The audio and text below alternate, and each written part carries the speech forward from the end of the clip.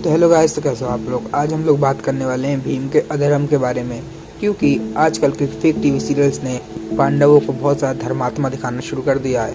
मानता हूँ युधिष्ठिर एक धर्मात्मा थे, लेकिन सिर्फ युधिष्ठिर के कारण बाकी सभी पांडवों को धर्मात्मा कहना ये बहुत ही गलत बात है। और आज हम इस वीडियो में बात करने वाले हैं कि भीम ने कौन कौन से अधर्म किए थे।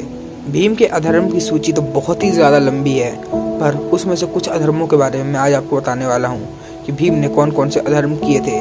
तो चलिए ये वीडियो शुरू करते हैं। जय श्री राम। सबसे पहले बात कर लेते हैं भीम ने कर्ण की जाति पे क्या कहा था।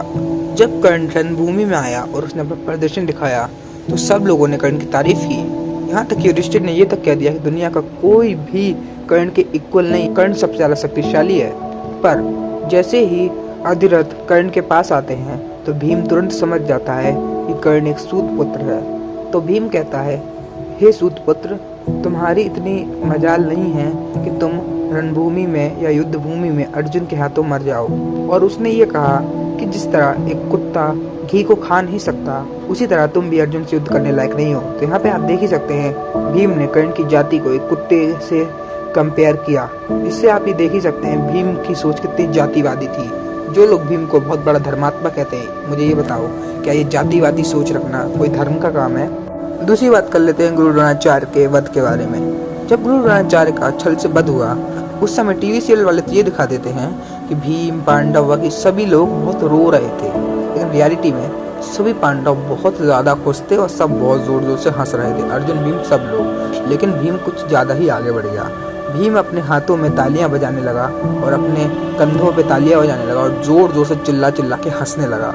इससे आपको पता चलता है अपने गुरु की हुई छल से मृत्यु के बाद भी भीम को कोई फर्क नहीं पड़ा, उसने अपने गुरु की कोई इज्जत नहीं रखी। अब बात कर लेते हैं पितामह भीष्म के सरसैया पे आने पे भीम का क्या रिएक्शन था। वैसे तो टीवी सीरियल वाले इसमें भी यही दिखाते हैं कि अर्जुन बहुत रोते रोते तीर चला रहे थे वगैरह वगैरह, ऐसा कुछ भी नहीं था। अर्जुन बड़े हंसते हंसते तीर चला रहे थे और बड़े खुश थे। पर भीम फिर से बहुत आगे तक बढ़ गया।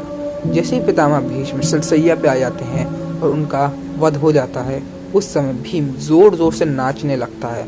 वह पूरी रणभूमि में घूम घूम के उछल उछल के नाच रहा था और जोर जोर से हंस रहा था। पितामह भीष्म भीम के दादा से भी ऊपर के थे, पर उसने उनकी भी कोई इज्जत नहीं रखी। जिन पितामह भीष्म ने हमेशा ही पांडवों को साथ दिया और भीम ने हमेशा ही उनकी इंसल्ट की। इससे आपको पता चलता है भीम कितने बड़े धर्मात्मा थे।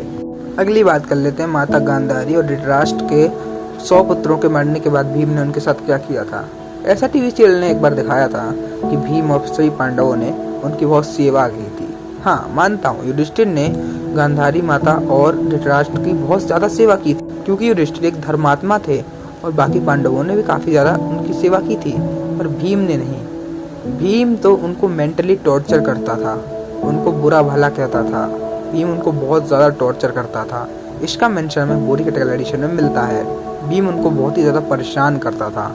इससे हमें पता चलता है कि भीम कितने बड़े वाले अधर्मी थे। अगली बात कर लेते हैं लाक्षागृह के बारे में।